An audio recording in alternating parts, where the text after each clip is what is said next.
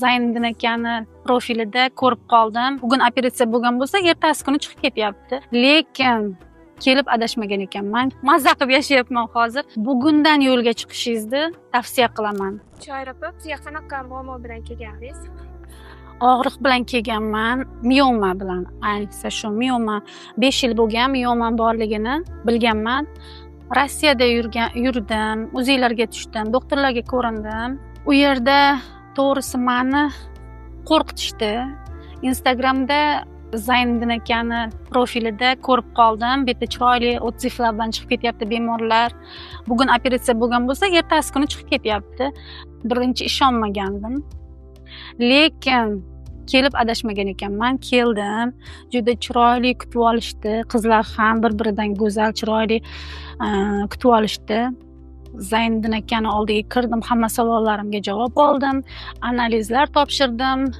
Ertasi kuni operatsiya dedi. Unda ham qo'rqib, tuni bilan uxlamay operatsiya qanday o'tar ekan, operatsiya bo'larmikanman, vaqti o'tkazib qo'ymadimmi deb qanaqa qo'rqqanman-da.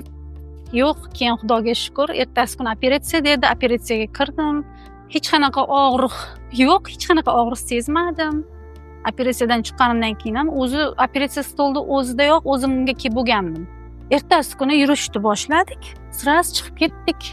Bugun Xudoga shukr iplarimni oldirdim. Shu kelishda ham qanday bo'lar ekan, ipini qanday olar ekan, og'rimasmikan? U men tushunmay qoldim, ip olindimi, yo'qmi? Umuman sezmay ham qoldim. Buning uchun men katta minnatdorchilik bildiraman Zayniddin akaga, kollektivlariga, meni operatsiya qilgan hammalariga o'z minnatdorchiligimni bildiraman. Hayotga boshqatdan kelganday bo'lib, tug'ilib, yangi tug'ilganday bo'lib juda mazza qilib yashayapman hozir. Umuman og'riqlar yo'q. Menga o'xshab 4 yil, 5 yillab og'riq bo'lib, og'riq bilan yurganlar hech ham ikkilanmasdan, hech ham o'ylanmasdan bugundan yo'lga chiqishingizni tavsiya qilaman. Bugundan juda chiroyli. Umuman hech qanaqa og'riq bilinmaydi. Umuman og'riq sezganim yo'q. Mana operatsiya bo'lganman. 19 kun operatsiya bo'lganman. Mana bugun ipini oldirib ketyapman. Mazza.